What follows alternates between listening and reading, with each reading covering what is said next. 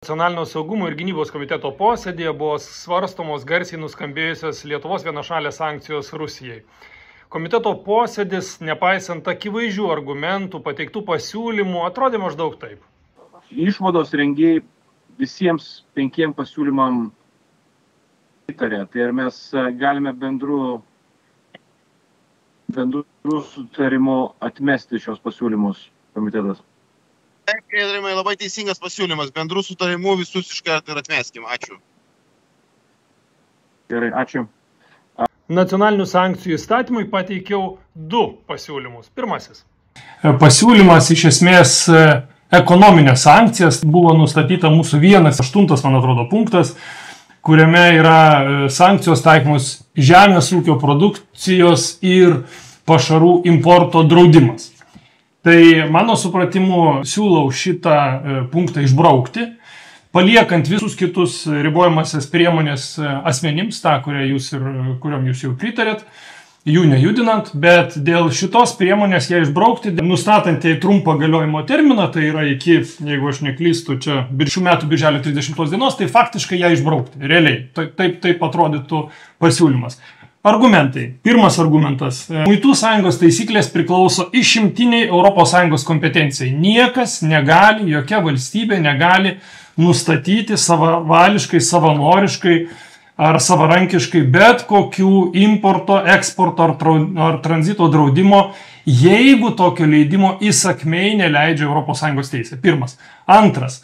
Kaimo reikalų komitete gerbiama Gabija užsienio reikalų viceministrė pabrėžia, kad nėra jokios ES teisės normos, kuri leistų vienašalį sankcijų įvedimą prekiams.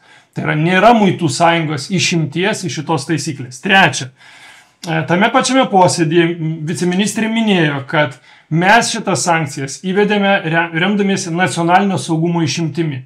Keliu klausimą, ar iš tiesų nacionaliniam saugumui taip svarbu yra žemės ūkio produkcija ir trąšos, kai tuo tarpu kitos prekės, 200 milijonų iš Rusijos yra importuota per praeitus metus, iš Baltarusijos labai panaši suma, lygiai tokia pati. Ten yra ir šiukšlių, mes importuojam maisto atliekų už 10 milijonų eurų iš vienos ir kitos valstybės. Kodėl tai nekenkia mūsų nacionaliniam saugumui? Bet va vienos prekės grupės taiga ima ir pradeda kenkti nacionaliniam saugumui. Ketvirta. Nebuvo jokiame teisės akte, jūs dabar svarstote ribojamasias priemonės, neaiškinamajame rašte, nei bet kur kitur. Aš nerandu jokio paaiškinimo, kokiu pagrindu teisės aktų remiantis mes šitas priemonės įvedame. Nėra tiesiog tokio pagrindo nurodyta jokiam teisės akte ir jo tiesiog teisėto nėra. Pabaigai, šiuo metu ES siekia riboti importą iš Rusijos ir Baltarusijos ženkliai didindama muitus. Ir jei tai sekasi, didindama muitus, mes sumažinam labai stipriai importą iš Rusijos ir Baltarusijos. Tai yra ES strategija, kurią turi taikyti ir Lietuva. Ką mes darom, mes ribojam importą ir šios sankcijos prekiams yra absoliučiai neefektyvios, nes prekės teisėtai, pabrėžiu, prekės teisėtai turi teisę kirsti ES muitų teritoriją per Latviją, kokią per Estiją, per Lenkiją ar dar kur nors panašiai ir patekti į Lietuvą. Tai nėra sankcijų apėjimas, tai yra teisėtas prekių importas į ES teritoriją ir toliau atvežimas jų į Lietuvą.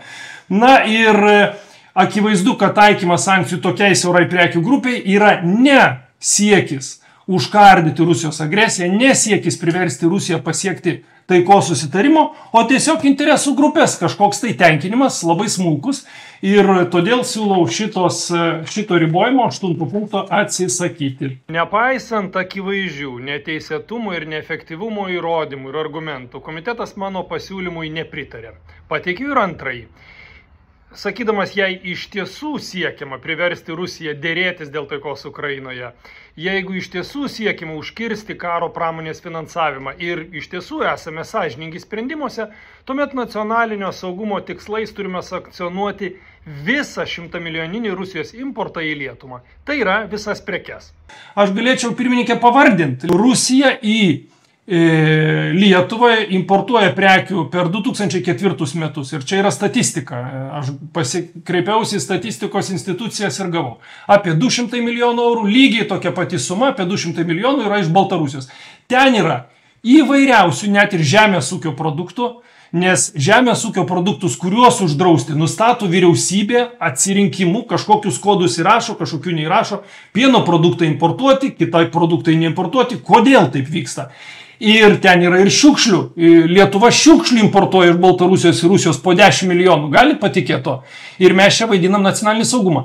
Todėl aš siūlau antrojų pasiūlymų, tada jeigu jau ketiname taip nacionalinį saugumą iškelti ir prieštarauti ES politikai, muitų sąjungos, kuri yra didint muitus ir taip apriboti importą, tai tuomet visas prekes uždrauskim. Ačiū. Spėkite, koks šių pasiūlymų rezultatas. Ogi komitetas nepritarė nei sankcionuoti visas rusiškas prekes, nei išbraukti dabar siūlomos sankcionuoti neteisėtos vienos prekių grupės – žemės ūkio produktų ir pašarų. Ir nemanykite, kad komitete buvo pateikti aiškus sprendimo argumentai, buvo pateiktas teisinis pagrindas, jokių, tiesiog nepritarti. Ačiū, pasiūlymų nepritarta. Paminate, kai 14 sveiko proto parlamentarų buvo išvadinti 5-ąją kolona. Šiandien komitetas atsisakė ir nepalaikė siūlymo įvesti sankcijų visoms importuojamoms rusiškoms prekiams į Lietuvą. Ar dar reikia akivaizdesnių veidmainystės įrodymų? Ar dar reikia įrodymų, kad sankcijų vienai prekių grupė įvedimas tai yra pasakos lengvatikiams apie kovą su Rusijos karo pramonė? Realiai tai yra tik tai erzinimas Rusijos ir joks užkirtimas kelio karo finansavimui ar siekio nutraukti patį karą. Netrukus ir balsavimas Seimo posėdžių salėje. Laukite tęsinio.